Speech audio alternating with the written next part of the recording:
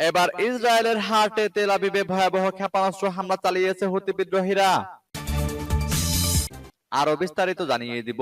এদিকে হুতিদের ফিলিস্তিন 2 ক্ষেপণাস্ত্র ঠেকাতে পারল না ইসরায়েল। এবার ইয়েমেনে পাল্টা হামলা চালিয়েছে যুক্তরাষ্ট্র।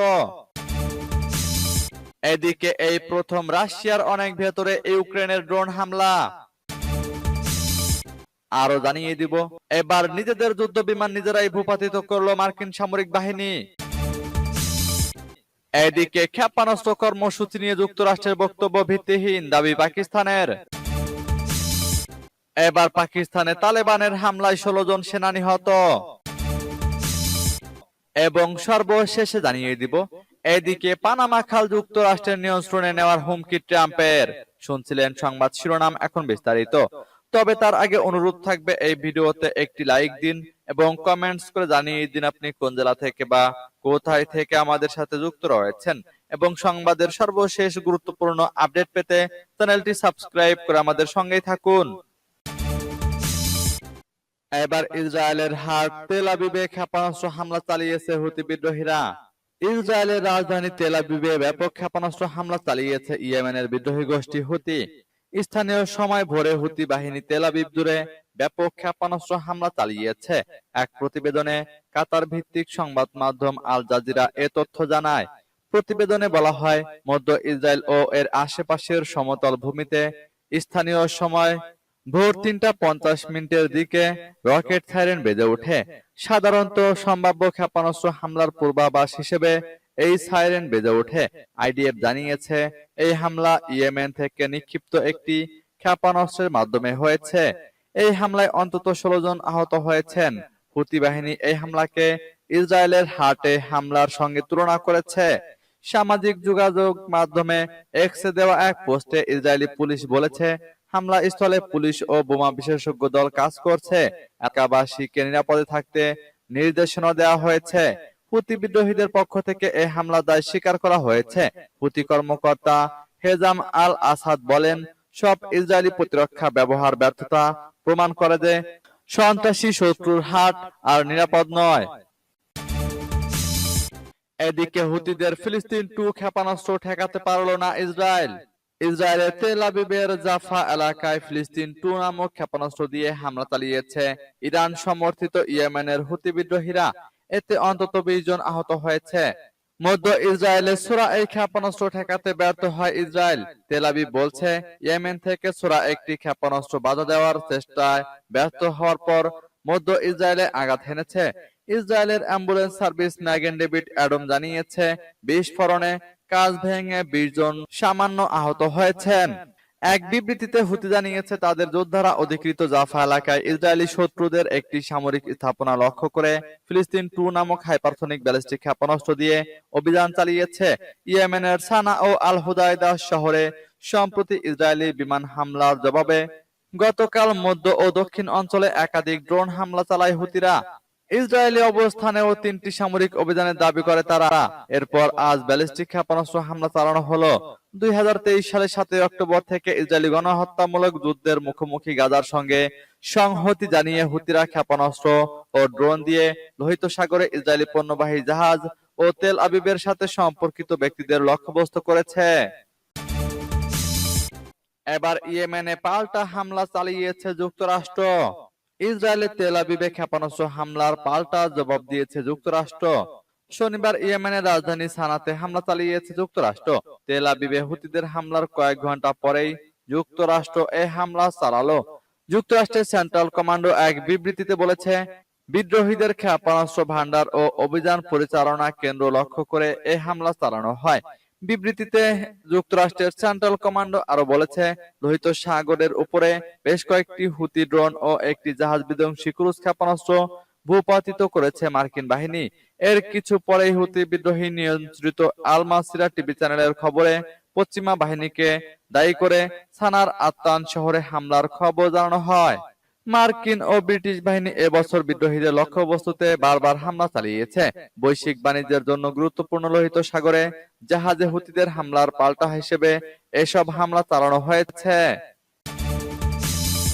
এদিকে এই প্রথম রাশিয়ার অনেক ভেতরে ইউক্রেনের ড্রোন হামলা। রাশিয়ায় ফের ড্রোন হামলা চালিয়েছে ইউক্রেন। দেশটির আকাশ প্রতিরক্ষা ব্যবস্থা ভেদ করে তাতার স্থানের কাজান শহরের একাধিক উঁচু ভবনে আঘাত হেনেছে এসব ড্রোন। শহরটি সীমান্ত থেকে 1000 কিলোমিটারেরও বেশি ভেতরে অবস্থিত। যুদ্ধের শুরু থেকেই রাশিয়ার ভেতরে ড্রোন হামলা চালাচ্ছে ইউক্রেন, তবে এবারই প্রথম এতটা ভেতরে আঘাত হেনেছে ড্রোন।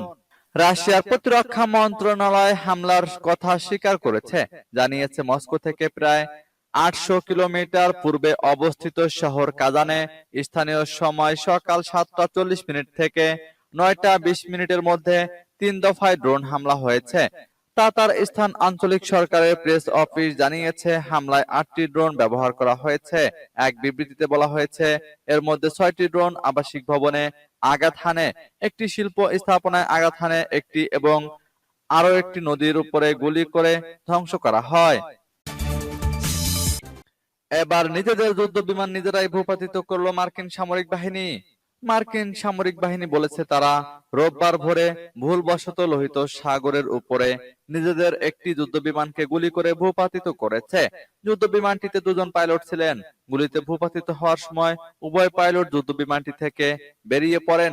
মার্কিন সামরিক বাহিনীর সেন্ট্রাল কমান্ডো এক বিবৃতিতে বলেছে স্পষ্টত প্রতীয়মান নিজেদের ছোড়া গুলির ঘটনার পর 2জন পাইলটকে উদ্ধার করা হয়েছে। তাদের মধ্যে একজন সামান্য আহত হয়েছেন। সেন্ট্রাল কমান্ডের তথ্য অনুসারে ভূপাতিত হওয়া F/A-18 হার্নেট যুদ্ধ বিমানটি মার্কিন নৌবাহিনীর। মার্কিন যুদ্ধ বিমান বাহিনীর রণতরী হ্যারি এস ট্রুমান থেকে যুদ্ধ বিমানটি উড্ডয়ন করেছিল। সেন্ট্রাল কমান্ডের বিবৃতিতে বলা হয় হ্যারি এস ট্রুমানের নিরাপত্তা বহরে থাকা ক্ষেপণাস্ত্র ক্রুজার গেটিসবার্গ ভুলবশত ক্ষেপণাস্ত্র ছোড়ে, যা যুদ্ধ বিমানটিকে আঘাত করে। এ বছরের বেশি সময় ধরে নানামুখী সামরিক কর্মকাণ্ডের কেন্দ্রস্থল হয়ে উঠেছে লোহিত সাগর। এদিকে ক্ষেপণাস্ত্র কর্মসূচি নিয়ে যুক্তরাষ্ট্রের বক্তব্য ভিত্তিহীন বলল পাকিস্তান। ক্ষেপণাস্ত্র কর্মসূচির বিষয়ে হোয়াইট হাউসের এক ঊর্ধ্বতন কর্মকর্তা দাবি প্রত্যাখ্যান করেছে পাকিস্তান। ওই কর্মকর্তা বলেছিলেন পাকিস্তান দূরপাল্লার ব্যালিস্টিক ক্ষেপণাস্ত্রের সক্ষমতা তৈরি করছে, যা যুক্তরাষ্ট্রের জন্য একটি উদীয়মান হুমকি হয়ে উঠেছে। মার্কিন কর্মকর্তার বক্তব্যকে ভিত্তিহীন এবং দ্বিপাক্ষিক সম্পর্কের বিপরীতে বলে অভিহিত করেছে পাকিস্তানের পররাষ্ট্র মন্ত্রণালয়। বিবৃতিতে পাকিস্তানের পররাষ্ট্র মন্ত্রণালয়ের মুখপাত্র মুমতাজ জাহরা বালোচ বলেছেন এই অভিযোগগুলো ভিত্তিহীন, যৌক্তিকতা ও ইতিহাসের অনুভূতি বর্জিত। শনিবার এক প্রতিবেদনে এ খবর দিয়েছে আনাদুলু এজেন্সি।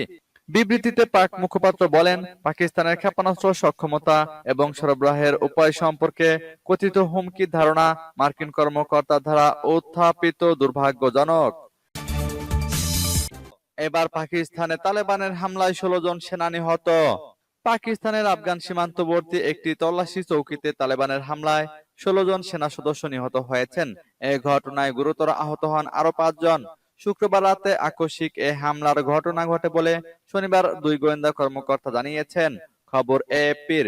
নাম প্রকাশ না করার শর্তে একজন জ্যেষ্ঠ গোয়েন্দা কর্মকর্তা এএফপিকে বলেন খাইবার পাখতুনখাওয়া প্রদেশের মাকিন এলাকার একটি সেনা তল্লাশি চৌকিতে ওই হামলায় 30 জনের বেশি অংশ নেন।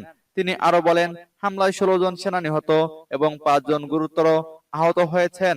হামলা চালিয়ে সশস্ত্র ব্যক্তিরা তল্লাশি চৌকিতে থাকা তারবিহীন যোগাযোগের যন্ত্র, বিভিন্ন নথিপত্র ও অন্যান্য সামগ্রী পুড়িয়ে দেন। পরে পালিয়ে যান তারা। আফগান সীমান্ত থেকে 40 কিলোমিটার দূরে পাকিস্তানের অভ্যন্তরে এ হামলা হয়। ওই কর্মকর্তা বলেন হামলা চালিয়ে তালেবান তল্লাশি চৌকিতে থাকা তারবিহীন যোগাযোগের যন্ত্র, বিভিন্ন নথিপত্র এবং অন্যান্য সামগ্রী পুড়িয়ে দেন। পরে পালিয়ে যান তারা। আফগান সীমান্ত থেকে 40 কিলোমিটার দূরে পাকিস্তানের অভ্যন্তরে এ হামলা হয়। এদিকে পানামা খাল যুক্তরাষ্ট্রের নিয়ন্ত্রণে নেওয়ার হুমকি ট্রাম্পের। পানামা খাল ব্যবহারের জন্য মধ্য আমেরিকার দেশ পানামা অতিরিক্ত ফি আদায় করছে বলে অভিযোগ করেছেন যুক্তরাষ্ট্রের নবনির্বাচিত প্রেসিডেন্ট ডোনাল্ড ট্রাম্প। একই সঙ্গে পানামার কাছ থেকে খালটির নিয়ন্ত্রণভার ফিরিয়ে নেওয়ার হুমকিও দিয়েছেন তিনি। শনিবার নিজের সামাজিক যোগাযোগ মাধ্যম ট্রুথ সোশ্যালে দেওয়া এক পোস্টে এই হুমকি দিয়েছেন ট্রাম্প। পোস্টে ট্রাম্প বলেন আমাদের নৌবাহিনী ও বাণিজ্যিক জাহাজগুলোর প্রতি খুবই অন্যায্য আচরণ করা হচ্ছে। পানাম কর্তৃপক্ষের নির্ধারণ করা ফি হাস্যকর। আমাদের দেশের সঙ্গে এমন প্রতারণা খুব শিগগিরই বন্ধ হবে। নবনির্বাচিত মার্কিন প্রেসিডেন্ট জানান, পানামা যদি গ্রহণযোগ্য পদ্ধতিতে খালটি পরিচালনা না করে, তাহলে এর নিয়ন্ত্রণভার যুক্তরাষ্ট্রের কাছে হস্তান্তরের জন্য পানামার কাছে দাবি জানাবেন তিনি। পোস্টে ডোনাল্ড ট্রাম্প আরো বলেন, পানামাকে নিজেদের মতো করে এটিকে পরিচালনা করতে হবে, চীন নয় বা অন্য কেউ তা করবে না। আমরা কখনোই এটিকে ভুল হাতে পড়তে দিতে পারি না এবং তা দেবও না।